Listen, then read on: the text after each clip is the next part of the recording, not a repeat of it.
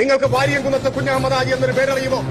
ബ്രിട്ടന്റെ സൈനിക ആധിപത്യത്തെ വെല്ലുവിളിച്ചുകൊണ്ട് സ്വന്തമായി ഒരു രാഷ്ട്രം സ്ഥാപിച്ച ആളായിരുന്നു. തന്റെ റിപ്പബ്ലിക്കിന് അദ്ദേഹം ഇട്ട പേര് മലയാള രാജ്യമെന്നായിരുന്നു. ബലം പ്രയോഗിച്ച് ബ്രിട്ടൻ അദ്ദേഹത്തെ കീഴ്പ്പെടുത്തി മൃഗീയമായ മർദ്ദനത്തിലൂടെ പരിണിത പ്രജ്ഞനാക്കി മീശയിലെ ഓരോ രോമങ്ങളും പിഴുതെടുത്ത് ബയണറ്റ് കൊണ്ട് കുത്തി അവസാനം ഒരു ഓഫർ മുൻപോട്ട് വെച്ചു. നിങ്ങൾ മാപ്പപേക്ഷ എഴുതി തന്നാൽ, നിങ്ങൾ സ്വാതന്ത്ര്യ സമരം അവസാനിപ്പിച്ചാൽ നിങ്ങളെ മക്കയിൽ സുഖമായി ജീവിക്കാനുള്ള സൗകര്യം ഏർപ്പെടുത്തിത്തരാം എന്നാണ് ബ്രിട്ടീഷ് സൈന്യ മേധാവികൾ അദ്ദേഹത്തോട് പറഞ്ഞത്.